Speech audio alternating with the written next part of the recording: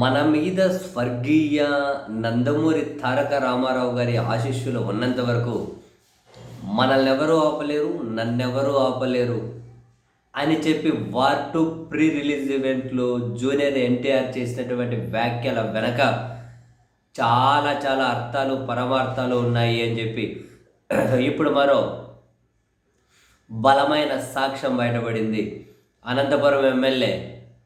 Anantapuram Telugu Desam party MLA ఆయన దగ్గుపాటి వెంకటప్రసాద్ వేరే వాళ్ళతో మాట్లాడుతూ వార్ టూ సినిమాను రిలీజ్ చేయకూడదు, ఆపేయాలి, థియేటర్లు ఎట్లా ఇస్తారు, అనుమతి లేదు, నేను ఇక్కడ ఎమ్మెల్యేగా ఉన్నా ఆ సినిమాను ఆడనివ్వను, ప్రభుత్వం నుంచి అనుమతి ఉంది ఉన్నా కూడా నేను ఎమ్మెల్యేని, నేను వాటిని చెల్లుబాటు కానియను అని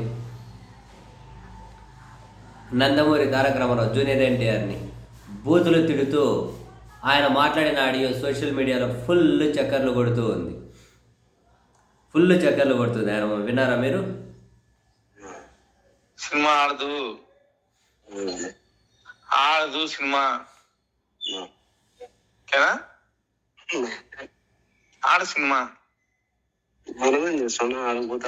ఆడదు. నాకు తెలియకుండా ఎట్లా ఆడుతుంది సినిమా? మనమేం దాంట్లో ఏం లేవు, మనకేం సంబంధం. మనం సినిమా ఈయన ఎమ్మెల్యే అనంతపురం ఎమ్మెల్యే నేను చెప్తాను, నాది ఇల్లనా. ఆడదు సినిమా ఆడదు. తడబడుతుంది, మాట్లాడతాడా? చెప్పు, సినిమా ఆడదు అని చెప్పు. టాపిక్ ఇస్తున్నట్టు నాకే నాకు అవసరం కదా. లోకేష్ ఎట్లా పెట్టుకుంటా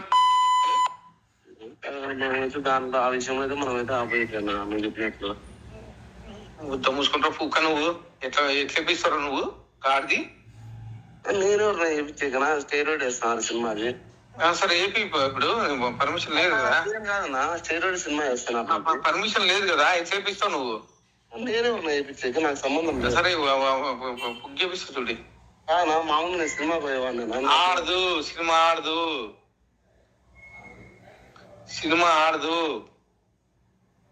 నేను వేయించాక సినిమా ఆడదు ఇప్పుడు.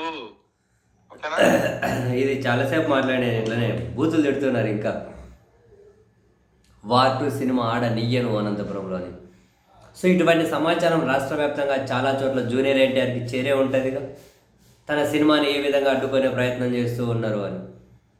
ఒకవైపు రాజకీయంగా జూనియర్ ఎన్టీఆర్ ఎక్కడ కాంపిటీషన్ అవుతారో టీడీపీలోనే అని తనను దూరం పెడుతూ వస్తూ ఉండడం, ఇటు చంద్రబాబు గారి తర్వాత టీడీపీ లీడర్షిప్ విషయంలో నారా లోకేష్ ఇట్లా పూర్తిగా ఎలివేట్ చేస్తూ ఉన్నారు, తదుపరి నాయకుడు ఆయనే అని చెప్పి చంద్రబాబు గారి తర్వాత పరిస్థితి ఎలా ఉంటుందో అని మొత్తం మీద ఇప్పుడే టీడీపీ వాళ్ళకి తర్జన పడే పరిస్థితి అయితే ఉంది.